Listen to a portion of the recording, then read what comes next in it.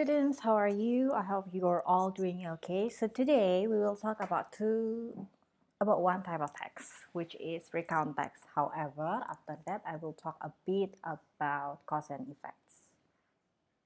So yeah, first let's talk about this. Okay? Kemarin kita udah bahas soal descriptive text, ya kan? Descriptive text is a text that is used to describe specific people, ya kan? Itu udah. Now we will talk about recount text.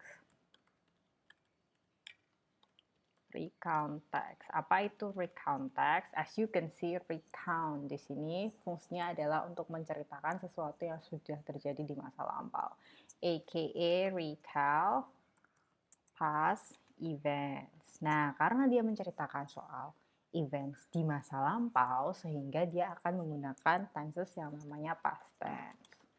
Past tense apapun, simple past tense, past continuous, past perfect, everything will be in past tense instead of present tense. Kalau descriptive kemarin present tense, kalau recount sekarang dia pakainya past tense. Jenis teksnya apa aja? Macam-macam. Yang paling sering kalian temukan adalah tipe teks seperti yang kalian lihat di sebelah ini, visiting Bali, for example. Jadi sesuatu yang menceritakan tentang kalian perjalanan kemana, your experience, your friend's experience, biography, autobiography, seperti itu. Oke, nah biasanya di recount text itu ada dua bagiannya, yaitu orientation yang isinya untuk menjelaskan place, time, and participants. Jadi dia biasanya menyebutkan siapa aja yang ada di situ, and then kapan kejadiannya, dan siapa saja yang ada di situ. Kind of things. And then you have a series of events. Kalau di sini nih, di teks sebelah kalian ini ada 3 jenis event, ada 3 events. Tapi kalian bisa tambahin jadi 4, jadi 5 boleh, jadi 1 aja juga boleh. That's for a recount text. Oke? Di sini kita bisa lihat, saya bacain. Visiting Bali. Last weekend, I went to Bali with my family members. On the first 3 days, we spent the day swimming and surfing on Kuta Beach. The next destination was Singaraja, a city of about 90,000 people. We visited Sekumpul Waterfalls, the highest waterfalls in Bali. It was so beautiful. The last destination was Ubud, a remarkable town in the middle of Bali. We saw the art and handcrafts in the islands. The first stop was at Batu Bulan, a center of stone sculpture where we could watch young boys carving big blocks of stone. After that, we stopped for lunch at Sukawati. I was very satisfied in Bali then. See, di situ kalian pakainya past tense, and then kalian nulisnya in chronological order. Jadi apa yang terjadi pertama, kalian ceritakan pertama. Jadi jangan dibolak-balik. Oke? Nah Bu, kalau misalnya mau mengakhiri sebuah recount text, gimana caranya? You can just like retell. It will sum up the events misalnya. It was such an exciting experience misalnya, seperti I was really happy when I was in Bali, for examples like that. Gitu. Jadi biasanya concluding paragraph atau conclusion sekalian taruh di paling bawah sekali yang isinya tentang your feelings about that story ya, that long story. Oke? Nah, untuk descriptive text dan recount text, dua-duanya merupakan tipe teks yang kalian jarang temukan di academic. Nah, kalau di academic text itu biasanya bentuknya macam explanation, expository, argumentative, atau discussions. Nah, keempat jenis teks ini dia ada satu hal yang sama, yaitu adanya arguments. Jadi kalau misalnya di academic writing itu atau academic text, dia biasanya punya arguments. Nah, arguments ini dia bisa ditata sedemikian rupa, macam-macam nih bentuknya. Nah, salah satu cara menata arguments adalah dengan membuat cause and effects. Jadi sebab dan akibat. Biasanya mereka akan menggunakan beberapa jenis connector seperti so, due to, result in, since, because, which is why, therefore, owing to, consequently, as, because of, dan masih banyak lagi. Dan bentuknya akan beda-beda. Jadi kalian bisa menggunakan so, since, therefore, itu akan beda-beda jenisnya. Nah, di sini kalau misalnya because itu biasanya kalian akan menjelaskan cause-nya. Jadi kejadiannya, efeknya apa dulu, baru penyebabnya. Kalau misalnya effect itu penyebabnya dulu, baru kejadiannya apa. Misalnya nih di sini kita punya I miss the class, I got up late. Konsekuensinya apa? I miss the class. Kenapa? I miss the class. Kenapa? Karena I got up late. Nah, salah satu penyambungnya kita nggak bisa. Kalau kita mau naruh yang I miss the class di pertama, karena dia adalah akibatnya. Kalau kita mau nulis akibatnya dulu, berarti kita harus pakainya yang cause. Because, berarti I miss the class because I got up late. Kalau kalian mau pakainya so, itu harus kalian balik.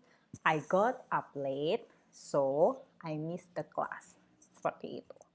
Oke, di sini ada banyak nih contohnya.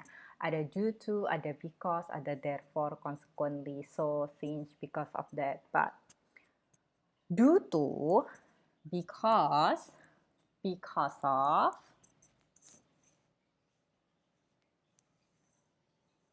since, they have exactly the same functions untuk menjelaskan because-nya, cause-nya.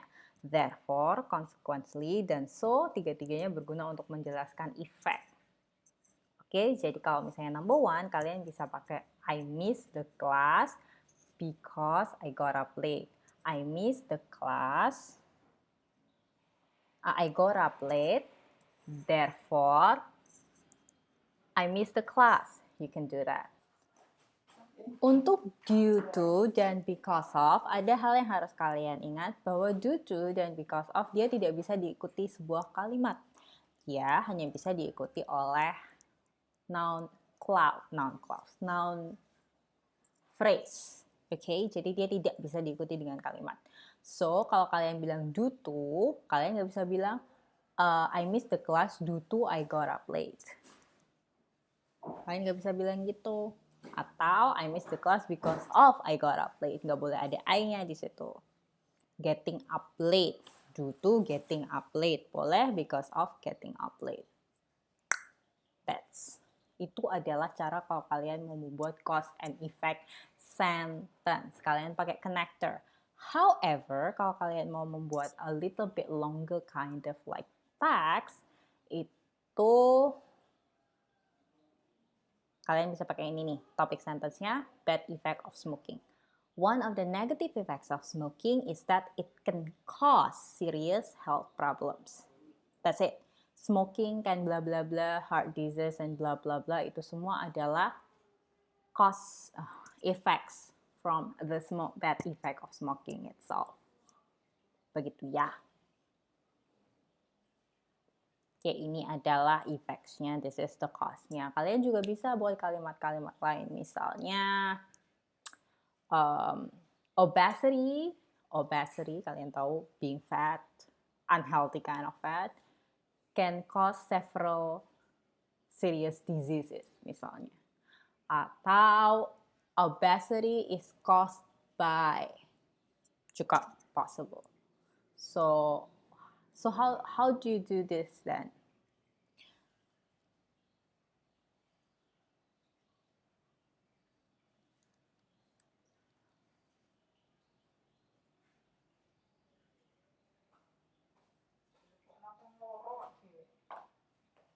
So how to make a sentence like this? You can do it by listing dulu. Jadi kalian mau buat, misalnya kalian mau buat efeknya apa? Let's say efek apa? Kita cause-nya dulu deh, boleh. Cause-nya misalnya obesity.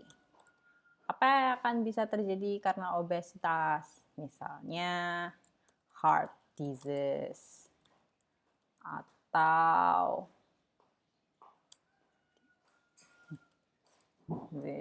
apalagi ya, obesitas, death, atau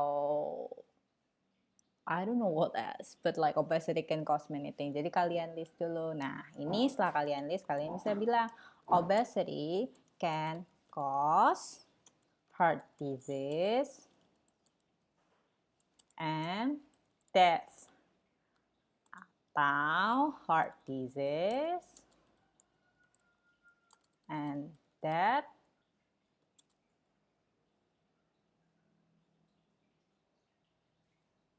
can be caused by obesity. Begitu, so you know the effect and you list cause dulu, baru efeknya boleh you list the effect atau cause-nya. Yang penting kalian tahu konektor apa yang akan digunakan. That's it for the text. So today we talk about recount text, and the second one we talk about how to connect sentence using cause and effect. Okay? See you in the next video.